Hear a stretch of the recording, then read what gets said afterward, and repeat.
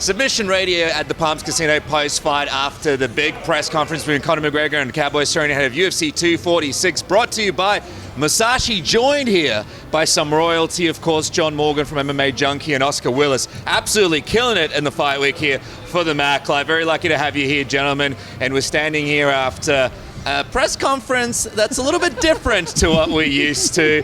Oscar, I'm going to let you sort of formulate your thoughts on this, so I can go to John first. What did you think about this Conor McGregor, PR savvy, I want to hug the children and donate millions of dollars to everybody, Conor McGregor, that we saw out there today? You know, to be honest, I liked it. You know, I mean, I'll be honest with you. Some of the first, initial social media messages he's been sending over the past couple weeks and months, I was like, who is this guy? Like, what is he doing? You know what I mean? But to be honest, listen, I was one of the first ones to come out and say the build up to his last fight, I hated it. It was too much for me, man. I understand there was bad blood there, but it got to be just too much for me.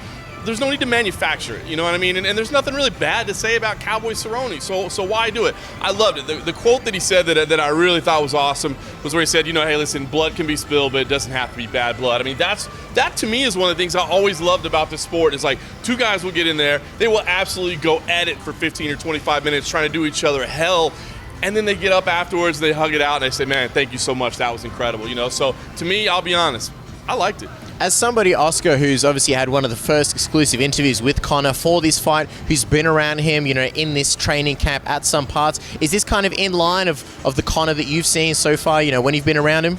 Well, listen, I don't think you need to take my word for it. Look at every bit of content that's come out with Conor in it. In the aerial interview he did on ESPN, the guy is just zen, and I think more to John's point, manufactured stuff, we can see through it. And if there's this idea that, you know, Conor's just doing this because of better PR, you know, realistic, could he keep that up for this long? I think the guy is in a better place mentally. I think the guy's healthier mentally. And I think, as John said, listen, like, Cerrone's Cerrone, man. Cowboy's a cool dude. There's really not that much bad to say about him. And I don't think there is any need to manufacture it.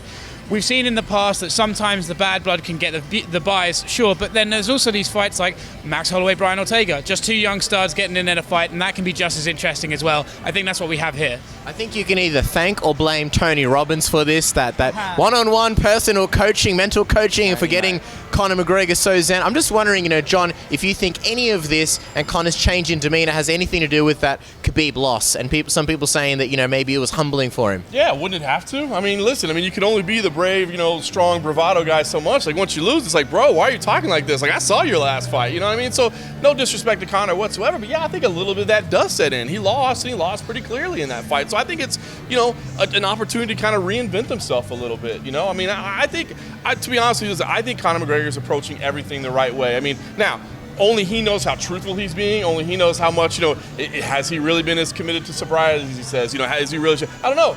We'll see the results on Saturday night. He won't be able to hide anymore at that point. But to me, I got to say, I love everything that he's saying. This first, you know, glimpse that we got of him in person, I like it.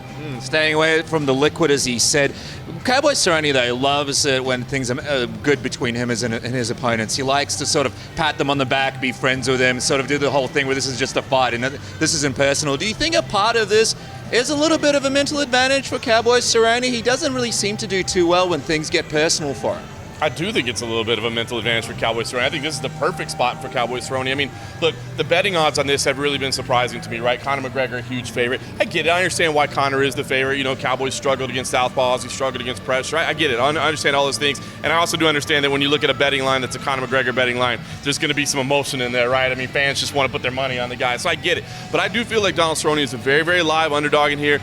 Part of the reason you said right there isn't that pressure, you know, where he's fallen short in big fights, as he mentioned before. That's always been the criticism. This isn't a title fight. It's not, oh my gosh, you always stumble in these situations. It's not a rivalry fight where somebody's trying to get in his head. He's able to relax. He's able to do all those things. And listen, and Cowboy said it today as well. He said, thank you for the 170 pounds, man. Listen, I'm not going to say that was a critical error on Conor McGregor's part, but I was a little bit surprised that he decided to take that situation because it does make life a lot easier for Cowboy Cerrone. So, you know, a lot of those intangibles I think are playing in Cowboy's favor, but you still got to go in there and fight the fight. Intangibles don't do it alone. One of the other things that was spoken about in this presser, Oscar, was obviously him at 170. You know, Masvidal, Usman. What did you think of sort of his thoughts and him speaking about that and kind of, you know, he's dangling the hook as he has his whole career about, you know, where he might be going next, especially as we theorize about this season and where it might lead him.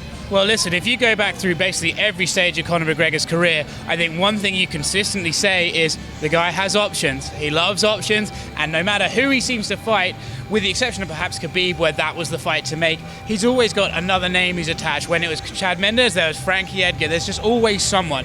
And I think now, perhaps, because he's coming off the year he's had and the Khabib fight, it's actually he's got more options than ever. He can go to 155, Gaethje's there, Khabib's there, Tony's there if he beats Khabib, and then at 170, Masvidal. Look, Masvidal's an interesting fight. It's a fun fight. He even said, I think that's stylistically the most exciting fight he could do at 170. Crowd loved hearing that, right? I mean, who wouldn't? It's a great fight. I'd love to see that too. But and then Conor has always, throughout his career, wanted to take it up a notch, up a notch. He had one title, he wanted a second title, and for him, I think he probably looks at, I assume he looks at the other, the new double champions and thinks, well, no one's about a triple champion yet, and I think he fancies that too. I wouldn't take that for granted. I really do think he thinks, right, let's go for more history. So when you hear him talk about those options, I think it's just consistent with what he's always done. Have options. Plus a boxing champion as well. I mean, John, what do you think of the relationship that Dana and Conor have right now? We saw that the Zuffa boxing thing was brought up. Will McGregor, promotions work with Zuffa.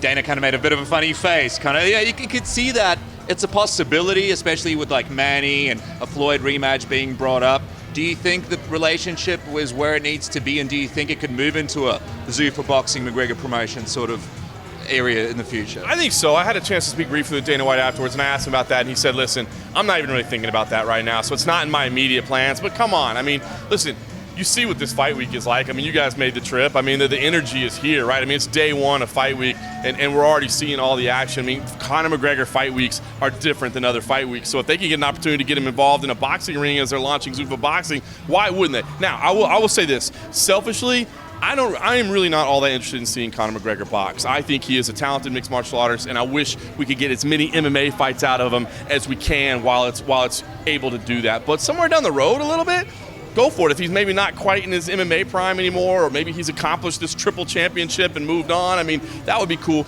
I don't want to see it right now, but yeah, I think absolutely. I mean, Dana realizes the business that Conor brings. You don't think he'd like to get it in a boxing ring just as well as a UFC cage? Well, I'll tell you what, it was a press conference that's a little bit different to what we used to, but at the beginning of a UFC 246, Conor mega return here in Vegas. From the denim black polo boys, we bid you farewell. And we will see what happens as this week unfolds. Maybe something crazy will happen. You guys have to check out the Submission Raider YouTube channel, MMA Junkie, and of course, the Mac Life to find out. We'll catch you guys later.